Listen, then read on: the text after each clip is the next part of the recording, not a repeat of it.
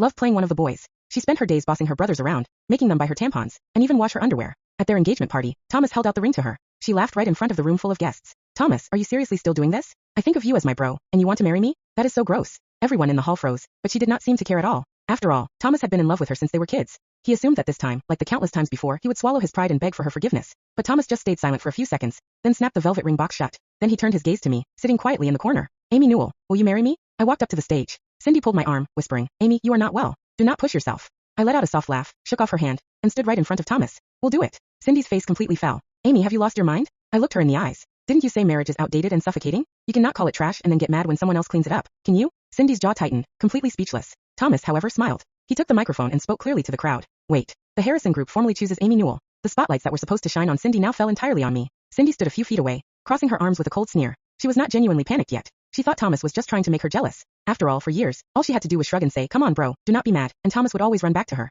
In the car on the way home, the silence was suffocating. Cindy was the first to break it. I had no idea, Amy. You play the quiet, fragile sister so well, but you sure move fast when it is time to steal something. I looked out the window at the passing city lights. Didn't you say you did not want him? She choked on her words. I continued. You told everyone he was your brother. People do not marry their brothers. I am just helping you respect the sacred bond of brotherhood. Why are you so upset? Cindy turned pale. My mother immediately jumped in to defend her. Amy, stop taking digs at your sister. She was just speaking without thinking tonight. Speaking without thinking almost cost us the Harrison Group's entire investment. My father frowned. Amy. I turned to look at him. Dad, I am just stating facts. The car fell silent again. Cindy suddenly smiled, softening her tone. I did not want to marry him because I refused to be trapped in a domestic cage. But you are different. You have been sickly since you were a kid. You cannot handle the high-pressure world of the Harrison family. I'm only looking out for you. I was so tired of hearing that. Looking out for me? Is that why she secretly changed my college major application? Is that why she rejected career opportunities on my behalf? Is that why she stole my project proposal and put her own name on it? I pulled my tablet from my bag, unlocked it, and opened a folder. I turned the screen toward them. Is this what you call looking out for me? On the screen was a detailed log of every single time my life had been sabotaged since childhood. I swiped through them slowly. The only sound in the car was the heavy breathing of my parents. My mother's expression grew incredibly tense.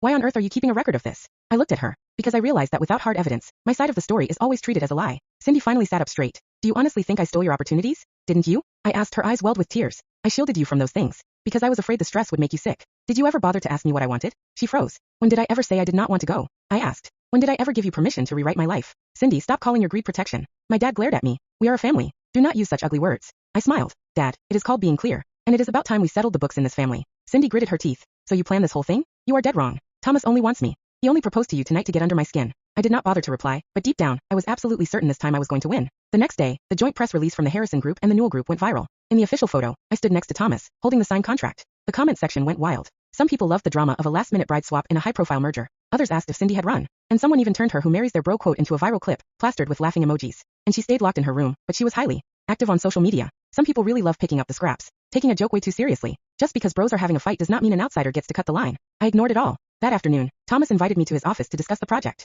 When I walked in, he was reviewing the risk assessment part of the proposal I had brought the night before. He flipped to the page and looked up at me. Did you write this part? Yeah. Cindy showed me a very similar version a while ago. He paused. But she could not explain any of the data when I asked. I did not know whether to laugh or feel bitter. So it was not that no one noticed. It was just that no one had ever called her out before. I must close the folder, Amy. There is something we need to make clear before we go any further. I looked at him. Go ahead. I used to love Cindy. He was brutally honest. It was not a casual crush like the rumors say. I genuinely wanted a future with her. My fingers tightened slightly around my purse. Continued, and I let her get away with a lot because I thought she was just afraid of commitment. But last night, she used my family and our business partners as props to prove how edgy and different she is. I am not playing her games anymore. The office was completely quiet. Are you telling me this because you want me to step down? I asked. No, I'm telling you this so you know you are not walking into a clean, simple relationship. If that bothers you, you can walk away right now. I was silent for a moment. Thomas, I did not sign that contract because I am in love with you. Either I did it because I want my name, my career, and my rightful place. I do not care who you loved in the past. From this moment on, if I'm going to be your fiancé, I expect you to maintain the boundaries of a fiancé. A flash of surprise crossed his eyes, then he smiled. Deal. He pushed another document toward me. Let's put those boundaries in writing. One clause stood out clearly. During the engagement,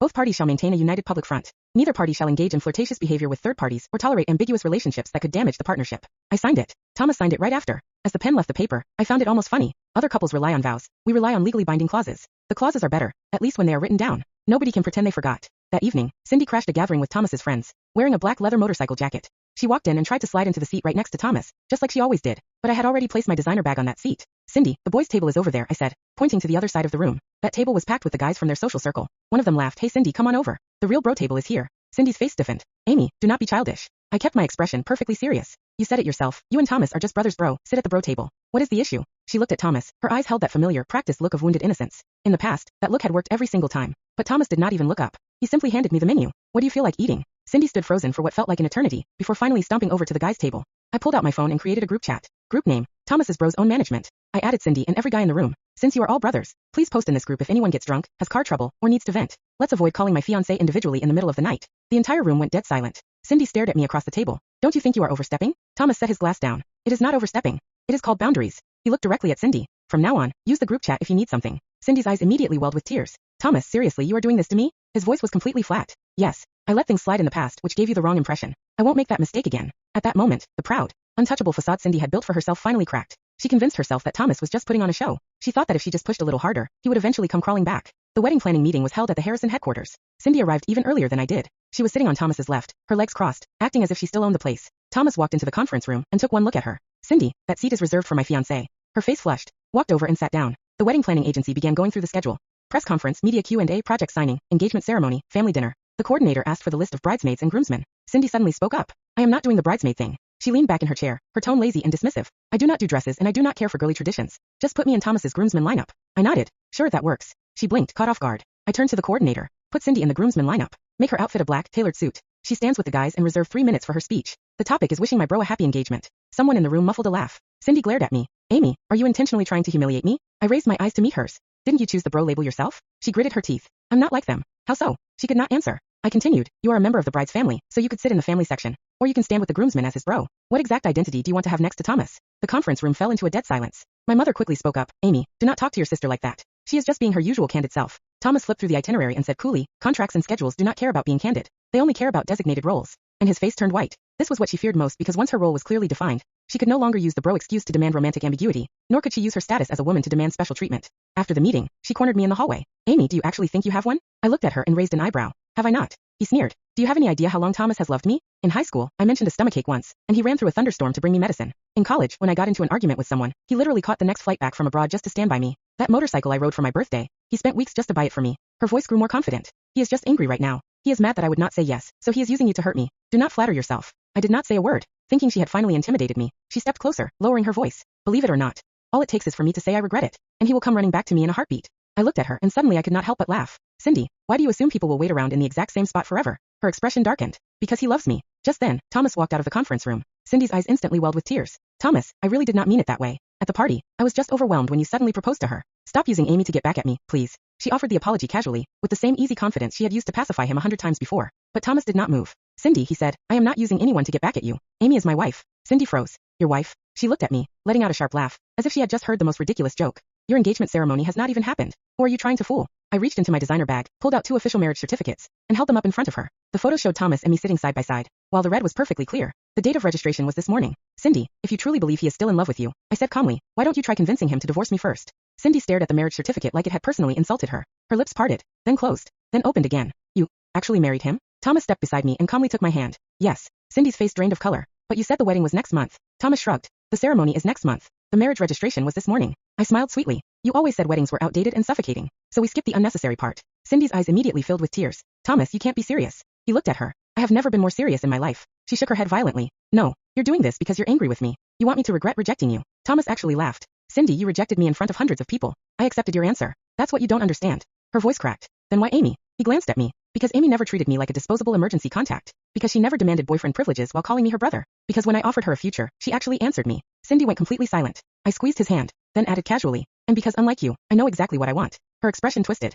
You think you won because you stole him? I raised an eyebrow. Stole? Cindy, you spent years telling everyone he was your brother. I didn't steal your brother. I married my husband. That sentence hit harder than anything else. Cindy suddenly turned toward Thomas. Tell her you still love me. Thomas didn't answer immediately. For one tiny second, hope returned to her eyes. Then he said, I love the person I thought you were. Her face collapsed. But that person doesn't exist anymore. Cindy's tears finally spilled. You can't just stop loving someone after all these years. Thomas's expression remained calm. I didn't. You helped me. She froze. Every time you called me your bro, you reminded me exactly where I stood in your life. Every time I waited for you, you made it clear I wasn't worth choosing. So eventually, I stopped waiting. Cindy looked at me. This is your fault. I laughed. Of course it is. Apparently I have supernatural powers. I can apparently force grown adults to sign marriage certificates. She clenched her fists. You knew I would come back. No. I knew you would come back when you realized he wasn't chasing you anymore. That is very different. Thomas pulled me closer. We're done here. Cindy grabbed his sleeve. Thomas, please. He gently removed her hand. Don't. That single word made her freeze. He continued. You wanted a brother. I'm respecting your choice. From now on, treat me like one. Her face became almost comically horrified, because now she understood. The joke she had used for years had become a cage. Thomas walked away with me.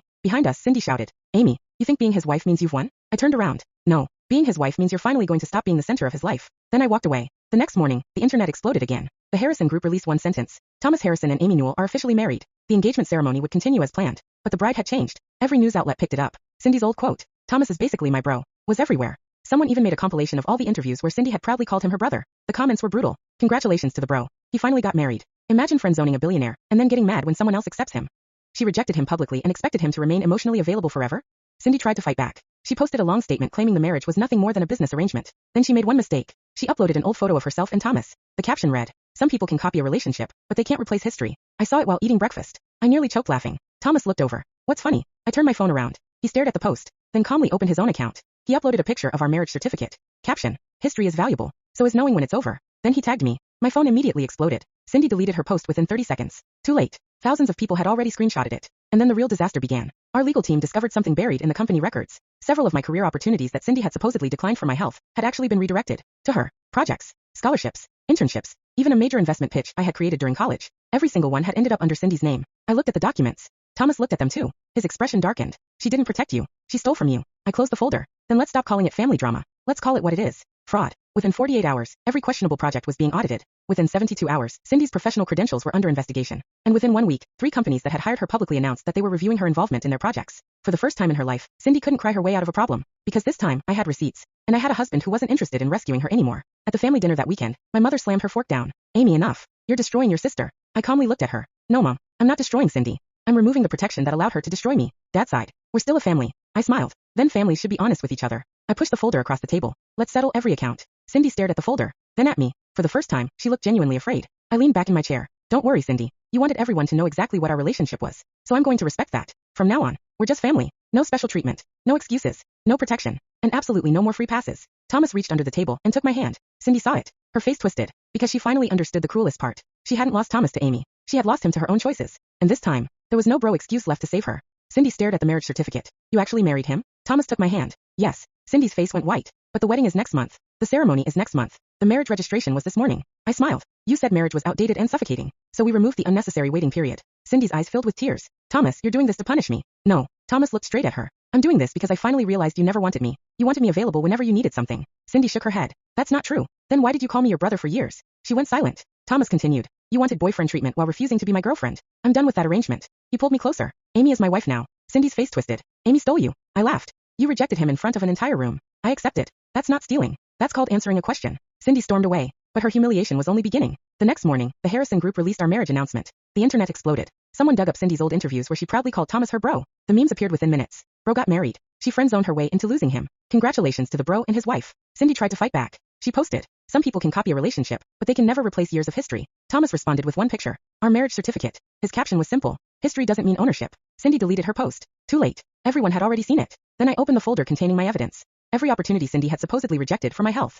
Every scholarship. Every internship. Every business proposal. Every career opportunity. All of them had mysteriously ended up benefiting Cindy. Thomas stared at the documents. "She didn't protect you. She stole from you." Exactly. Within hours, our lawyers launched an investigation. By the end of the week, Cindy had lost 3 major contracts. Her professional credentials were under review, and the companies she had been bragging about were suddenly distancing themselves from her. Then came the family dinner. Mom slammed her hand against the table. "Amy, you're destroying your sister." I calmly replied, "No, I'm just removing the protection that allowed her to destroy me." Dad tried the family excuse. "We're still family." I pushed the evidence toward him. "Then family should be honest." Cindy stared at the documents. Her face was completely pale. "You planned this." I smiled. "No, you planned it. I just kept the receipts." Thomas reached for my hand beneath the table. Cindy looked at us. For years, she had been certain Thomas would always come running back. Now he wasn't even looking at her. She finally whispered, "Thomas." He didn't answer. She tried again. "Please." He stood. "Cindy, you wanted me to be your brother. So that's what I am now. Nothing more." Her eyes filled with tears. And I leaned back in my chair with a satisfied smile. Because Cindy had spent years making sure everyone knew exactly where Thomas belonged. Now she finally got what she wanted. He belonged in the family. Just not with her. He belonged with me. And this time, nobody was taking him back. The next morning, Cindy made her biggest mistake yet.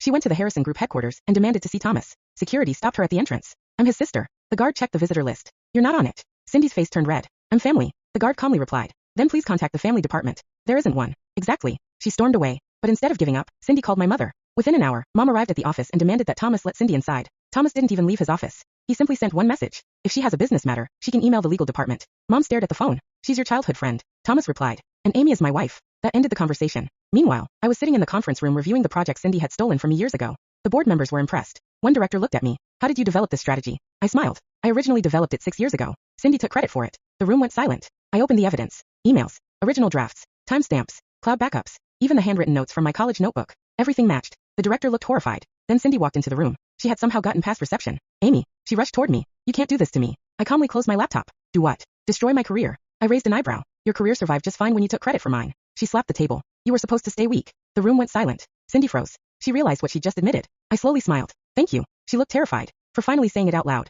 The legal director immediately stood. Cindy, this meeting is over. No. She looked around desperately. Mom. But Mom wasn't there. Thomas wasn't there. Nobody was coming. For the first time, Cindy had to face the consequences alone. She turned toward me. You think this is over? I smiled. No. It's just finally getting started. That afternoon, the Harrison Group officially announced that I would be taking over the division Cindy had tried to claim. My name appeared beside Thomas's on every major business publication. Amy Newell named executive partner of Harrison Group. Cindy saw the headline from her bedroom. She threw her phone across the room. Then another notification appeared. Her access to the company's executive accounts had been permanently revoked. Her corporate card stopped working. Her car lease was cancelled. And the family trust announced an emergency review of every asset she had received under false pretenses. Cindy screamed. But I wasn't finished. I sent her one final message. Remember when you said I could never survive the Harrison family? A second message followed. Watch me run it. Then I blocked her. Thomas walked into my office that evening carrying 2 coffees. You really blocked her? I took mine. Yep. He smiled. Good. I leaned back. You know what's funny? What's that? I spent years thinking Cindy was ruining my life. Turns out she was just making me very good at keeping receipts. Thomas laughed. Then he kissed my forehead. Mrs. Harrison? Yes, Mr. Harrison? Ready to take over? I smiled. Absolutely. Because tomorrow, we were taking back everything Cindy had stolen. The next morning, Cindy stormed into Harrison headquarters. I'm family. Let me see Thomas. Security blocked her. You're not on the visitor list. She immediately called my mother. Within minutes, Mom arrived and demanded that Thomas let Cindy inside. His answer was simple. If she has business with me, she can contact the legal department. Mom went speechless. Meanwhile, I was presenting my stolen project to the board. 6 years ago, Cindy had taken credit for it. This time, I had every receipt. Original drafts, emails, timestamps, everything. Then Cindy suddenly barged into the meeting. You can't destroy my career. I calmly looked at her. Your career survived when you destroyed mine. She slammed her hands on the table. You were supposed to stay weak. Silence. Cindy immediately realized what she'd admitted. I smiled. Thank you for finally saying it out loud. The legal team escorted her out. By that evening, the Harrison Group announced me as the new executive partner. Cindy lost her position. Her company accounts were frozen pending investigation. Her stolen projects were returned to me, and every executive opportunity she had taken from me was being reviewed. Then she received one final message from me. Remember when you said I couldn't survive the Harrison family? A second message followed. Watch me run it. I blocked her. Thomas walked into my office with 2 coffees. You really blocked her? Yep. He smiled. Good. I took the coffee. You know what's funny? What? Cindy spent years trying to keep me powerless. Instead, she taught me exactly where every weakness in this family was. Thomas laughed. Then he kissed my forehead. Ready, Mrs. Harrison? I smiled. More than ready. Because Cindy thought losing Thomas was her punishment. She had no idea. Losing her entire position was only the beginning. Cindy's downfall became unstoppable. Within days, the investigation proved she had stolen my projects, redirected my opportunities, and taken credit for work she never created. The Harrison Group terminated her position. The Newell family froze her access to company funds. 3 business partners canceled their contracts with her. Then the university where she had used my work to build her reputation opened its own investigation. Cindy begged my parents for help. Dad looked at the evidence and finally said, I can't protect you from this. Cindy stared at him in disbelief. Even you? Mom lowered her head. You should have stopped when Amy showed us the evidence. Cindy screamed that I had manipulated everyone. Then Thomas walked in. Enough. She turned toward him. Thomas, please. He shook his head. You made your choice years ago. Then he looked at me. And I made mine. Cindy burst into tears. But this time, nobody chased after her. She lost her position. Her reputation collapsed. Her stolen accomplishments were returned to me. And the family finally learned the truth about what she had done. A week later, I walked into the Harrison boardroom as the newest executive partner. Everyone stood. Thomas smiled from the head of the table. Welcome, Mrs. Harrison. I sat beside him. Thank you. Then my phone buzzed. A message from Cindy. You think you've won? I stared at it for 2 seconds. Then replied. No. I think you finally lost. I blocked her number. Thomas looked at me. Ready? I smiled. Let's get to work. Because while Cindy was busy trying to reclaim the man she rejected, I was busy building an empire of my own.